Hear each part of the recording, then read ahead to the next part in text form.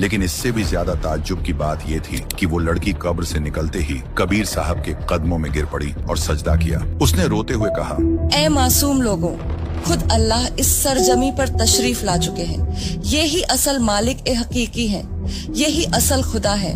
तुम इन्हें सिर्फ एक मामूली बुनकर समझते हो, लेकिन हकीकत में ये वो जात हैं जिनके बिना कोई भी जिंदा नहीं हो सकता।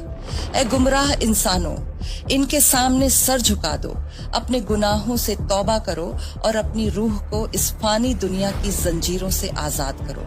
पूरा मजमा दंग रह गया। फिर उसने ऐलान किया, कोई भी इबादत, चाहे हिंदू मजहब में हो या इस्लाम में, चाहे रोजे, नमाज, हज, ज़कात हो या राबिया, जिनका मकसद ही यही था, अदब से काबे में दाखिल हो गईं।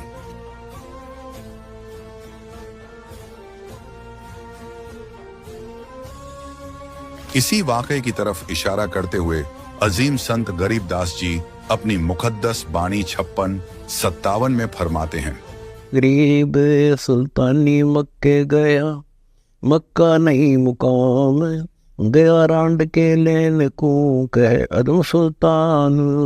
गरीब राबिया पर से रब सू मक्के की असवार, 3 मंजिल मक्का गया बीबी के दीदार।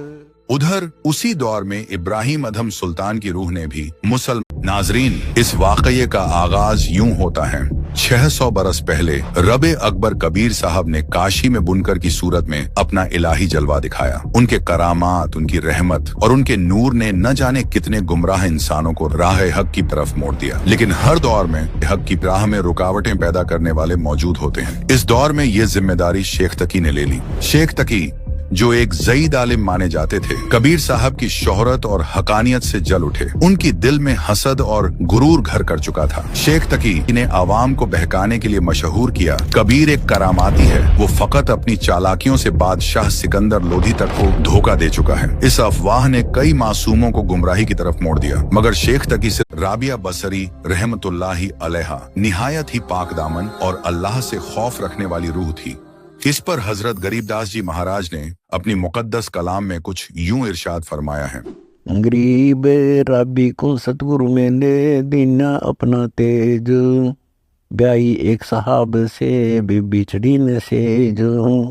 गरीब राबी मक्के को चली दरा अल का ध्यान, कुत्ती एक प्यासी खड़ी छूटे जाते प्राण। गरीब केस उपारे शीश के बाटी रस्सी बीन, जाके वस्त्र बांध कर जल काटा परवीन। गरीब सुन ही को